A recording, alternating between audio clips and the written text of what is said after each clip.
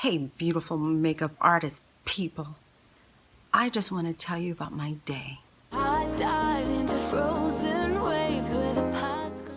Well, first, I'm going to introduce myself again. Deshawn Hatcher, makeup artist from New York City.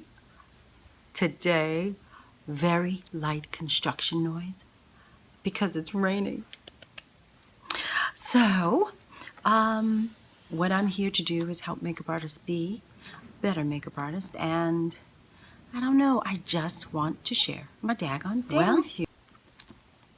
My day was fabulous. It was a day of a lot of, oh my God. I got the address and I drove up to the address and I was like, what is this? This looks familiar. And then all of a sudden I realized that this is a place I worked at 10 years ago.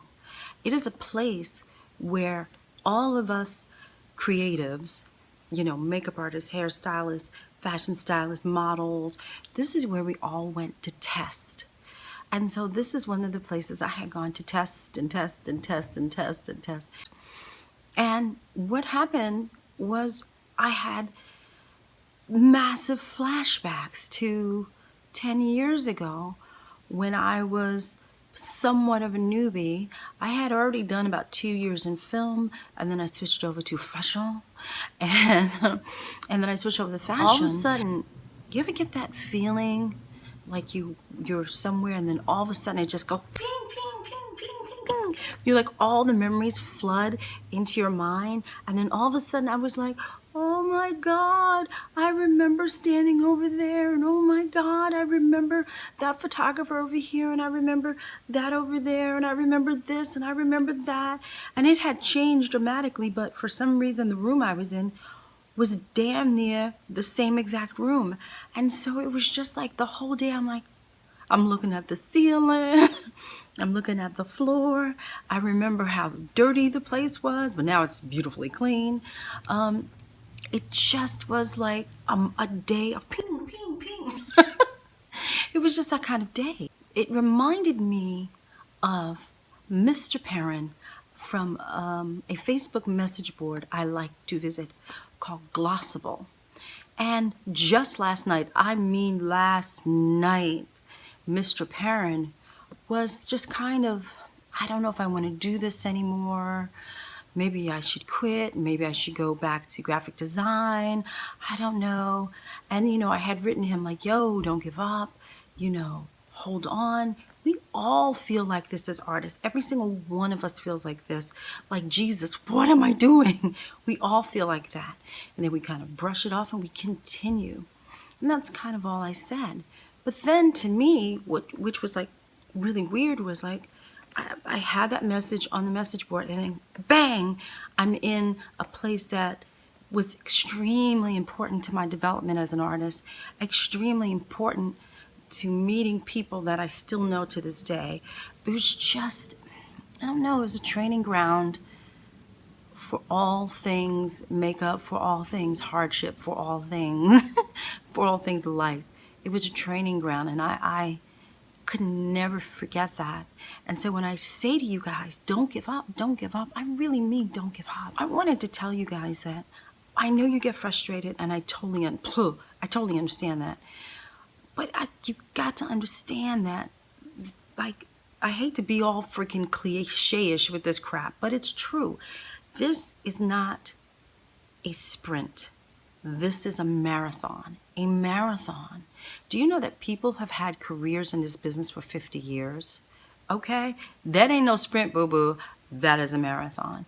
You're going to have ups and downs and downs and ups and blah, blah, blah, blah, blah. You're going to have all of that.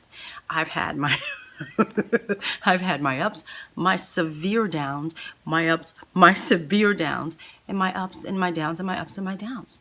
In 16 years, you better believe you have ups and downs and ups and downs, and nobody stays up forever. And I kind of like to say nobody stays down forever, especially if you stay kind of grateful and positive. Positive. I wanted to really quickly tell you a quick story, as quickly as I can. Back in the day, about year 2 to 3, because it happened over a year, so that's why it's like year 2 or 3. I had severe credit issues. Again, I told you guys in my story, nobody told me they weren't going to pay me, so I didn't know that. And so it just left me broke, ruined my credit, the whole 9 yards. And what happened was, when that happens, the creditors ring. The creditors rang my phone all day long, all day long. When I tell you all day long, I mean all day long, to like the point of it was like this. It was like, you're killing me with this phone. Okay, I mean the whole 9 yards. And then to make matters worse, I come home and there's an eviction notice on my door. Okay, this is like no joke. This is like, you're gonna have to get your ass out of here in like 30 days, if you don't come up with this money. And I'm like, I don't know how to do this. And for about, I don't know, for a couple of weeks, I didn't know what to do. I'm the type of person, I don't really reach out to people. I try to figure out my own plight and my own resolutions, I guess, if that's what you want to say. And I just was stuck. And so I wasted 2 whole weeks just not answering the phone and crying in the bed. Not answering the phone and just crying. So one night I had a massive cry. We all know that. I mean, just massive cry for like a good hour. I just cried out. And then all of a sudden, I just stopped and I looked up and I said, thank you. And then I said, I'm really sorry. And I know it sounds weird. I'm not really the religious girl. I guess I'm more spiritual than religious. But it just was something that just was to hit me. It just hit me. It just hit me. Deshawn, why are you so miserable? And, a normal answer before this cry would have been, well, I ain't got no money. I'm about to be evicted. The credit cards, like the whole 9 yards. And then it just dawned on me after that kind of, I guess it was cathartic cry, that, you know what, Deshawn? You may be homeless, but this is New York City. There's always some place to go. There's always alternatives to this disastrous moments that we have in life. And it dawned on me that, well, hell, I guess I'm going to be a homeless chick with a kid. I was grateful. All of a sudden, I flipped my switch and I was grateful. And it like washed over me. And it just said to me, hold on, because something's going to happen for you. You have to hold on. If you give up, how the hell are you going to know? If you give up, how the hell are you going to pay your rent? It was all of these things that hit me all at once. It was like, whew. And about a week later, I got a phone call. And it was for a job. And it was a 2-week job out of town. But it was a 2-week job that paid every single bill. Every single bill that I owed, and gave me like $50. And I was very happy for the $50. And the reason why I got that job is because I actually answered the phone. Because I stopped being afraid of answering the phone. I stopped being afraid, and I just became really grateful. And I just wanted to share that with you guys because I know what it's like to be in it. And I know what it's like to want that job and you don't get it. And I know what it's like to see your friends all get jobs and you don't get it. You know what I mean? I know that.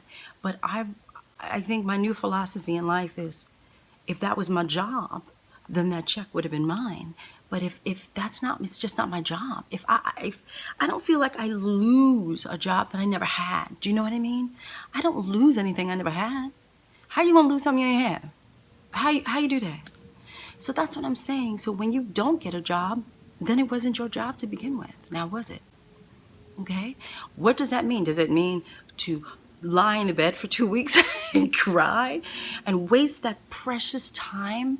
Waste that precious time when you could be doing something productive with your time. You could be working, you could be looking into marketing, you could be taking classes, you could be doing all these things. You could even be getting a part-time job to help you pay your bills at the time.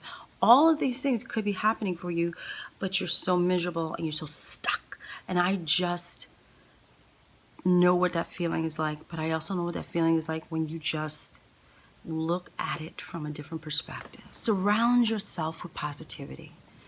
because when you do, it kind of like a barrier against negative things, negative people.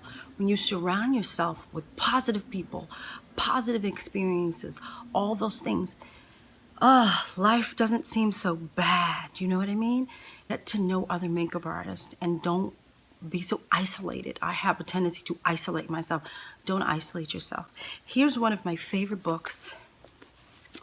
Think and Grow Rich. Lord, this is like my favorite book. Clearly, look at this, all jacked up. And it just tells very inspirational stories of how major corporations came about. And you'd be shocked and amazed how that happened. But I just love this book, and like it's like almost like every 5 years I pick up this book and I read it again. And so that's just one of my little things. And I don't know, peeps. I just want you guys to succeed and be amazing and know that it's gonna get better. And I want you to hold on, okay? And so this message is for you people and for Mr. PERRYN on Glossable. And that's it, peeps. I'm out of here. If you like what I said, like. If you'd like to subscribe to me, please do, because I like that. And leave some comments. Let's share some freaking let's share some freaking common stories down below. And again, this is a community I'm trying to start in here for pro artists. Let's just talk it out, peeps. And then that's it. Next week I'll be back with another video. Bye, guys.